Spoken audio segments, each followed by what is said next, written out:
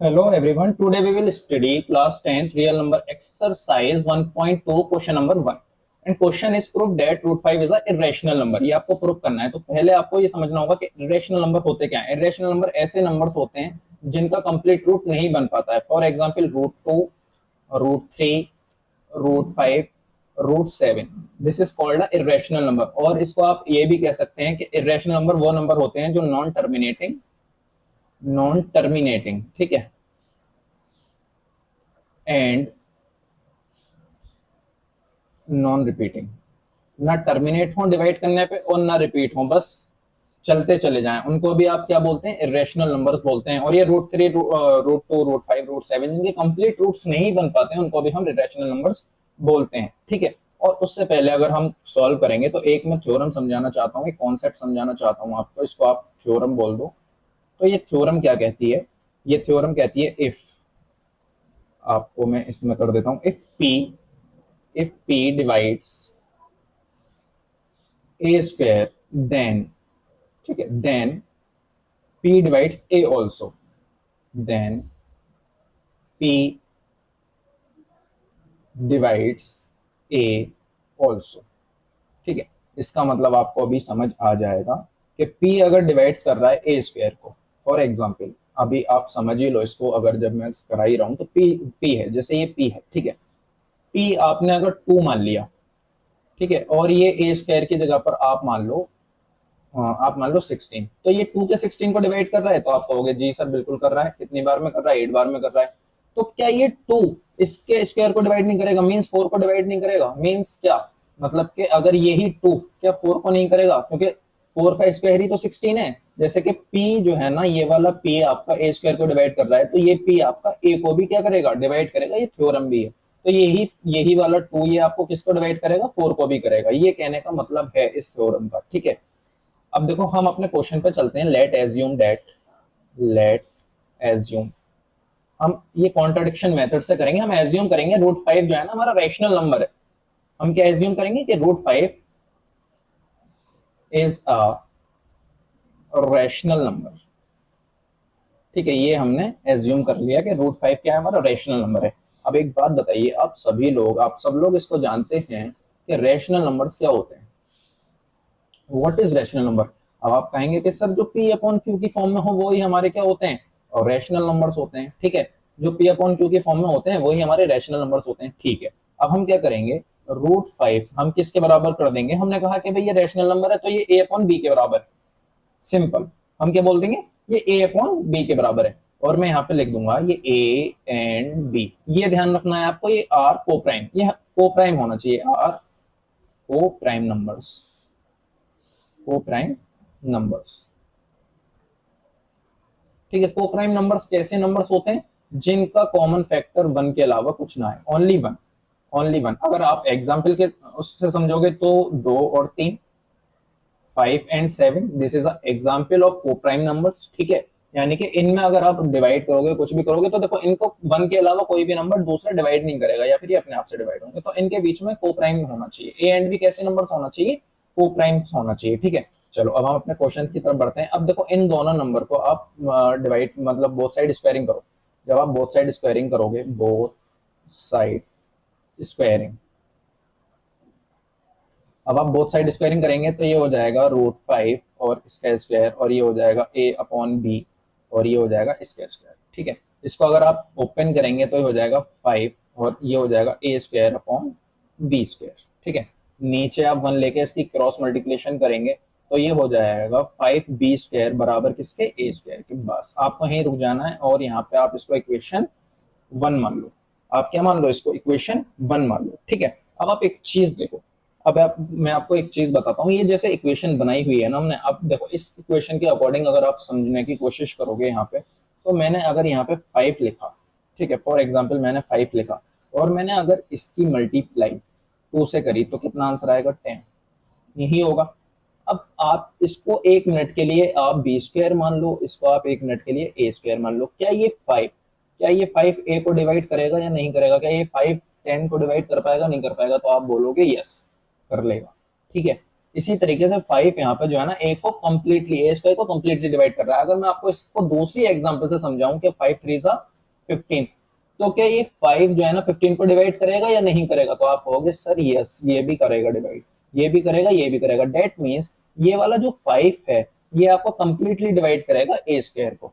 इसका क्या मतलब हुआ कि ये जो 5 है ये कंप्लीटली किसको डिवाइड करेगा? ए स्क्वायर को डिवाइड करेगा। ठीक है, ये आपको बस ध्यान में रखना है।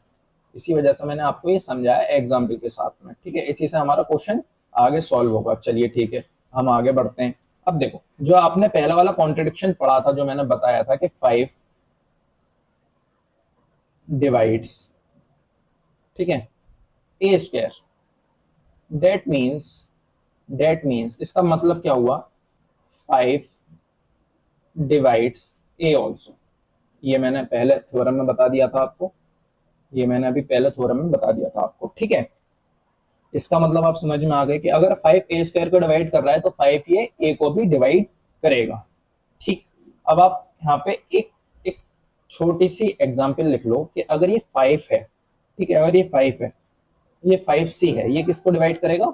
ए को डिवाइड करेगा। सी में आपका कोई भी नंबर हो सकता है। सी क्या है? सी क्या है? ये लेट एज्यूम कर लो आप। सी क्या है यहाँ पे? वेयर, यहाँ लिखता हूं c is a integer, where c is a integer. ठीक है, सी क्या है यहाँ पे? इंटीजर है। तो जब ये इंटीजर है, ठीक है, अब यहाँ पे भी आप जैसे पहले करते हुए आ रहे हो, both side squaring, same steps हैं, बोथ साइड स्क्वायरिंग। यहाँ पे आपने बोथ साइड स्क्वायरिंग करी। अब आपने बोथ साइड स्क्वायरिंग करी तो ये हो जाएगा 5c का होल स्क्वायर और ये हो जाएगा आपका a का स्क्वायर। आप इसको और सॉल्व करोगे तो 25c स्क्वायर। अभी यहाँ पे आ गया a स्क्वायर, अभी यहाँ पे आ गया a स्क्वायर। अब आप जरा ये बताओ कि a स्क्वायर किसके बराबर है? यहाँ से ये देख के बताओ कि a स्क्वायर यहाँ पे पुट कर दो। पुटिंग इक्वेशन, यहाँ मैं लिख भी देता हूँ, पुटिंग इक्वेशन 1, ठीक है, इन ए स्क्वायर।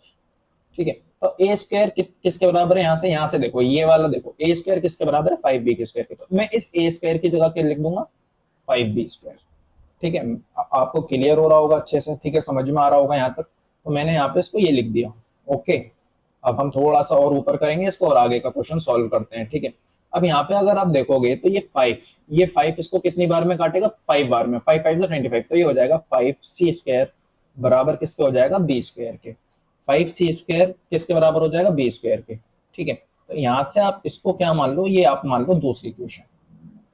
ठीक है, ये जो थी आपके पास में पहली इक्वेशन थी और ये आपके पास में दूसरी इक्वेशन आ गई है। ठीक है, ये आपकी ये वाली ये थी पहली इक्वेशन, ये वाली आपकी पहली इक्वेशन थी 5b स्क्वायर बराबर a स्क्वायर और ये आपकी दूसरी इक्वेशन है 5c स्क्वायर बराबर a स्क्वायर। अब इससे क्या निकलता है? इसका क्या मतलब निकलता है ये मुझे बता दो आप। इससे क्या मतलब निकलता है? तो इससे मतलब ये निकलता है कि 5 डिवाइड्स यहाँ लिखेंगे आप 5 divides b square then 5 divides b also. ठीक है, यही मतलब निकलता है इससे, 5 डिवाइड्स बी ऑल्सो, क्योंकि मैंने ये पहले ही आपको समझा दिया है विद एग्जांपल। तो इससे क्या मतलब निकला कि देखो, मैंने आपको ऊपर तो बताया था कि ए और बी कोप्राइम्स होते हैं, इनके 1 के अलावा कोई भी फैक्टर नहीं होता है। मैंने यहाँ पे आपको लिखवाया था कि यहाँ पे जो है ना 1 के अलावा कोई भी फैक्टर नहीं होता है। देखो ये लिखवाया था मैंने, ये वाला, कि a and b are coprime numbers SCF 1, मतलब कि ए और बी क्या होंगे? कोप्राइम होंगे, उनका 1 के अलावा कोई भी फैक्टर नहीं होगा। बट यहाँ पे तो हमारा जो कॉन्ट्रडिक्शन है वो गलत निकल रहा है। यहाँ पे क्या निकल रहा है हमारा कॉन्ट्रडिक्शन? के 5 जो है ना यहाँ पे ए को भी डिवाइड कर रहा है और 5 यहाँ पे बी को भी डिवाइड कर रहा है। देखो, ये 5 यहाँ पे डिवाइड कर रहा है ए को, ये वाला है, ये मैंने लिखवाया है आपको, ये 5 आपका ए को भी डिवाइड कर रहा है और 5 यहाँ पे बी को भी डिवाइड कर रहा है। इसका मतलब क्या हुआ? जो हमने कॉन्ट्रडिक्शन करा था, जो हमने सोचा था कि हमारा जो है 5 जो है √5 रैशनल नंबर है, तो ये हमने गलत सोचा था। अगर हमने गलत सोचा था इसका मतलब क्या प्रूफ हुआ? इसका मतलब ये प्रूफ हुआ कि √5 क्या है हमारे पास में? इर्रेशनल नंबर है। क्या है हमारे पास में? इर्रेशनल नंबर है। क्यों है इर्रेशनल नंबर? क्योंकि ये तो 2 से ज्यादा डिवाइड कर रहा है, मतलब इसको, ये ए को भी डिवाइड कर रहा है और ये बी को भी डिवाइड कर रहा है। जबकि हमने क्या कहा था कि को प्राइम नंबर्स होना चाहिए, एक को मतलब ओनली 1 से डिवाइड होना चाहिए। तो हम क्या लिखेंगे इसमें? हम क्या लिखेंगे कि हेंस हम लिखेंगे this contradiction hence this contradiction this contradiction A and B are co-prime co-prime our contradiction